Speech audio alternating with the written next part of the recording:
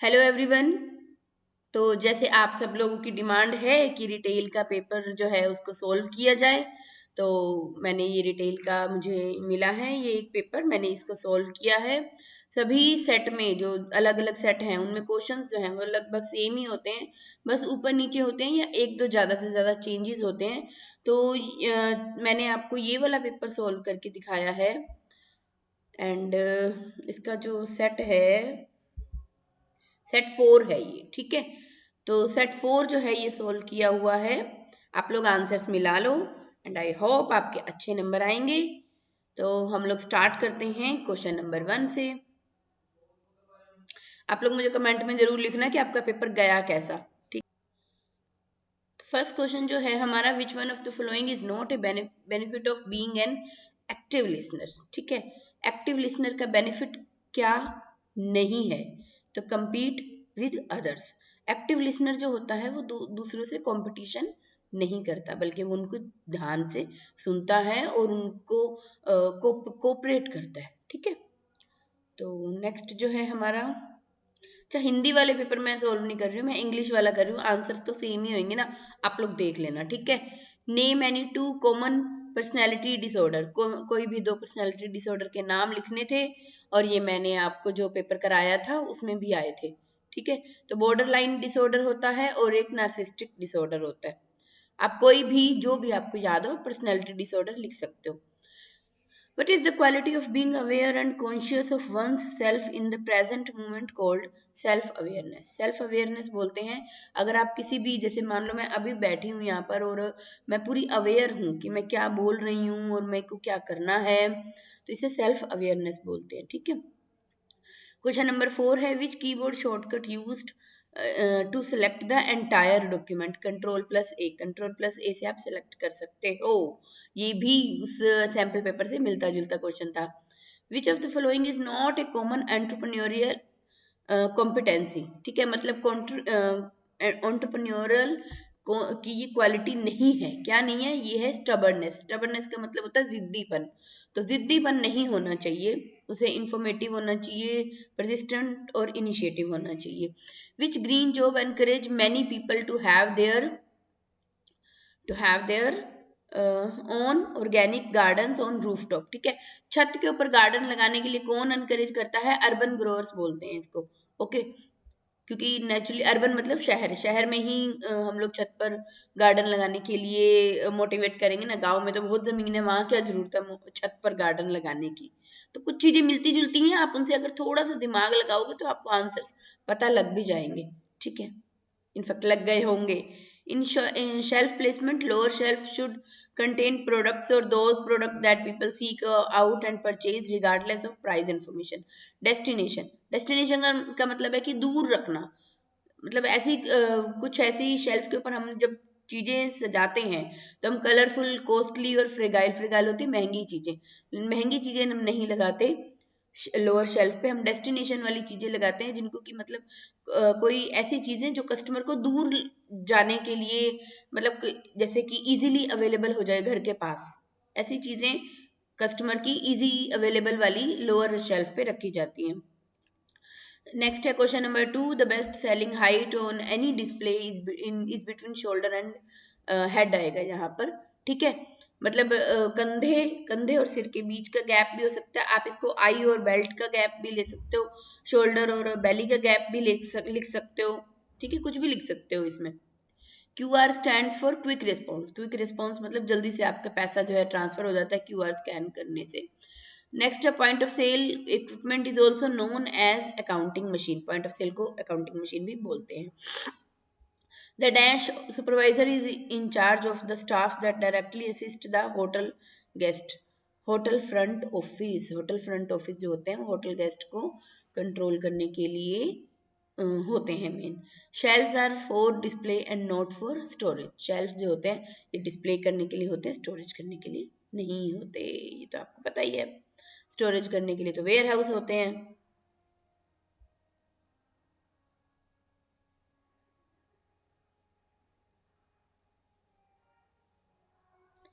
The dash draws favorable attention to your store and the product you sell. ठीक है। Product you sell dash draw favourable attention, जब हमारी advertisement अच्छी होती है तो हमारे प्रोडक्ट्स की तरफ लोगों का ध्यान जाता है। Which one of the following is not a component of content management? Daily backup, daily backup का कंटेंट मैनेजमेंट से कोई मतलब नहीं है, ठीक है। A centralized office used for the purpose of receiving or transmitting a large volume of request by telephone is called call center. Call center पर ही ये काम होते हैं जहाँ पर आप फोन करते हो लोगों को और बताते हो। The term e-business was coined by IBM marketing and internet team. The team e-business was coined by IBM marketing and internet teams. ये इसका राइट आंसर है। IBM की फुल फॉर्म मैं भूल गई हूँ, अब आप लोग गूगल कर लेना, लेकिन ये इसका राइट आंसर ही है, ठीक है। G2G stand for government to government. What is the final way to secure information in online business? Digital signature, ठीक है। डिजिटल सिग्नेचर से आपका जो डाटा है वो सिक्योर हो जाता है। Name any two payment method used in e retailing, तो आप कुछ भी लिख सकते हो, पेटीएम, गूगल पे, जो भी आपके माइंड में आता है वो लिख सकते हो। The full form of POS, point of sale, बहुत इजी क्वेश्चन आया है, और ये हिंदी वाले पे क्वेश्चन हैं। अब हम इंग्लिश वाले करेंगे। A dash tracking system is connected to POS terminals through a system that process credit and debit card payment of course इतना easy, कुछ चीजों के तो हिंट भी दे रखी है भैया। Give the full form of MSR, MSR की फुल फॉर्म क्या है? मैग्नेटिक स्क्रिप्ट रीडर, ठीक है। ये तो हजारों बार आप लोगों को मैंने अपनी वीडियोस में बताया हुआ है। Dash are used to enter items price information update essential for running the business. Keyboard, keyboard से ही तो आप सब कुछ टाइप करके उसमें डाल सकते हो मॉनिटर में। Dash monitor allow keyless, keyless मतलब जिसमें कीबोर्ड ही नहीं है, क्या होता है वो? टच स्क्रीन, जैसे हमारे मोबाइल होते हैं उसमें कोई कीबोर्ड नहीं होता। Retail POS system have dash cash drawer, electronic cash drawer. Dash is a great feature to hold a particular bill to resume it after some time। Hold bill, देखो hold bill से ही तो आप hold करोगे। Answer any 5 out of the given 6 question, 6 में से 5 देने हैं। Which of the following is not a branch of accounting? Marketing accounting कोई नहीं होता, कुछ भी नहीं होता। कहाँ गया मेरा, कहाँ गया, ये रहा, ठीक है। मार्केटिंग अकाउंटिंग कुछ नहीं होता है। अकाउंटिंग के टाइप्स पढ़े होंगे अगर आपने प्लेलिस्ट देखी होगी तो। The scientific system of recording transaction on the books is called book keeping. Book keeping में ही आप अकाउंट्स रिकॉर्ड करते हो। Purchase book, cell book, cash book कौन होती हैं? सब्सिडरी बुक्स बोलते हैं इनको, ठीक है। ट्रायल बैलेंस क्या होता है? ट्रायल बैलेंस वो बैलेंस होता है जिसके अंदर आप अपनी स्टॉक और अपने एसेट्स के क्लोजिंग बैलेंस लिखते हो, ठीक है। दो साइड होते हैं ट्रायल बैलेंस के, डेबिट और क्रेडिट, सॉरी। ट्रायल बैलेंस एक तरह का बैलेंस होता है जो साल के एंड में बनाया जाता है, और इसमें एसेट्स और लाइबिलिटीज लिखी जाती हैं और क्लोजिंग स्टॉक्स, ओपनिंग स्टॉक्स लिखे जाते हैं। Opening stock will be posted on the debit side of trading account, trading account के डेबिट साइड में आएगा। Patent, trademark, licence are the examples of intangible. Patent, trademark और लाइसेंस को देखा नहीं जा सकता, सिर्फ कागजों पर प्रिंट किया जाता है, इसीलिए वो इंटेंजिबल है। तो हम तो देख तो कागज को रहे हैं ना। Which of the following is not a method of inventory control? Point of sale, inventory control नहीं होता पॉइंट ऑफ सेल से। Identify the full form of FIFO, इतना आसान, first in first out. A dash map is a physical layout of the store. Fixture, physical layout तो fixture से ही पता लगेगा। ज्यादा ही आसान पेपर नहीं आया। Dash are merely total piece counts of each fixture that can be compared to the detail counts recorded। Deviation count, deviation count से तो डेविएशन पता चलेगी। Write the full form, write the meaning of stock out. हाय हाय कितना आसान है। Stock out मतलब स्टॉक इज आउट, मतलब आपका स्टॉक खत्म होने वाला है। Dash scanner are most efficient when the entire inventory is bar coded portable. Portable मतलब जिसको इजीली एक मूव किया जा सकता है, मूव किया जा सकता है ना, उसे पोर्टेबल कहते हैं। अच्छा, और क्या है, हमारे सब्जेक्टिव क्वेश्चन स्टार्ट हो गए हैं। Why is active listening important at the work place? Active listening मतलब एक्टिव लिसनिंग का मीनिंग पूछा था ना उसमें, जो सैम्पल पेपर मैंने कराया था। अब वो कह रहा है इंपॉर्टेंट क्यों है, तो क्यों इंपॉर्टेंट है आप लोग अगर वो किया होगा तो पता लग जाएगा। एक्टिव लिसनिंग का मतलब है कि सामने वाला हमें ध्यान से सुन रहा है और हमारी बात का जवाब भी दे रहा है, तो नेचुरली काम पर तो अच्छा ही एटमोसफियर बनेगा।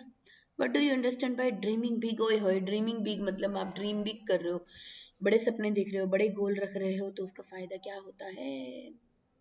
What is used to filter data in CALS? CALS मतलब कैलकुलेटर, स्टैंडर्ड फिल्टर, इसे स्टैंडर्ड फिल्टर बोलते हैं।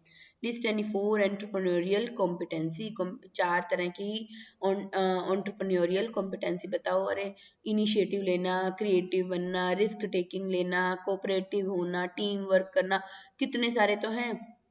ग्रीन जॉब्स क्या होती हैं? कोई भी ऐसी जॉब्स, कहाँ गया हमारा क्वेश्चन, नीचे आ गए क्या? ग्रीन जॉब्स क्या होती हैं, कहाँ गई, ये रहा। ग्रीन जॉब्स वो जॉब्स होती हैं जो कि एनवायरनमेंट को सेव करने में हेल्प करती हैं, जैसे सोलर पैनल लगाना, या फर्टिलाइजर बनाना, या खेतों में जो है पेस्टिसाइड्स कंट्रोल से रिलेटेड काम करना, या वाटर एनर्जी, लाइट एनर्जी से रिलेटेड काम करना। आगे है answer any 3 out of the 5, 5 में से 3 देने हैं। What do you understand by effective merchandising? Effective merchandising मतलब आपके प्रोडक्ट्स इतने अच्छे हैं कि आप इसको इजीली सेल कर सकते हो। Objective of computerised point of sale in retail store, objective बताना है पॉइंट ऑफ सेल का, अगर वो कंप्यूटराइज होता है तो कैसे होता है भैया? बिल ठीक बनते हैं, एक्यूरेट बनते हैं, टाइम पे बनते हैं, फ्रॉड नहीं होते, चीटिंग नहीं हो सकती, जल्दी बनते हैं, कस्टमर सेटिस्फाई होते हैं। State the use of magnetic stripe reader. Magnetic stripe देखो ऊपर पूछा है कि एमएसपी का एमएसआर का फुल फॉर्म क्या है, नीचे खुद से एमएसआर का फुल फॉर्म दे रहे हैं वो, तो इससे ज्यादा इजी पेपर और क्या हो सकता है? मैग्नेटिक स्ट्राइप रीडर का यूज क्या है? मैग्नेटिक स्ट्राइप रीडर होते हैं वो जो पेट्रोल पंप पर एक मशीन होती है ना, जिस पर कार्ड स्वाइप करते हैं, डेबिट कार्ड, क्रेडिट कार्ड, जी हाँ, उसे एमएसआर बोलते हैं। तो उसके यूजेस क्या है? कार्ड स्वाइप करना, बिल जल्दी लेना, ठीक लेना, कैश ट्रांजैक्शन ना करना, चोरी ना होना। Give any two features of telecom retail billing. Telecom retail billing जब हम बिल को कंप्यूटराइज तरीके से लेते हैं तो क्या होता है? एक्यूरेट बिलिंग आती है और टाइमली बिलिंग आती है, जल्दी बिल आती है, कस्टमर सेटिस्फाई होते हैं। Describe the scope of inventory handling in retailing. Inventory को अगर आप हैंडल करते हो रिटेल में तो इसके क्या बेनिफिट हैं? भैया बहुत बेनिफिट है, आपका वेस्ट नहीं होता, ओवर स्टॉक नहीं होता, अंडर स्टॉक नहीं होता, कितने बेनिफिट्स तो हैं। क्वेश्चन नंबर 17 पे आ गए हम।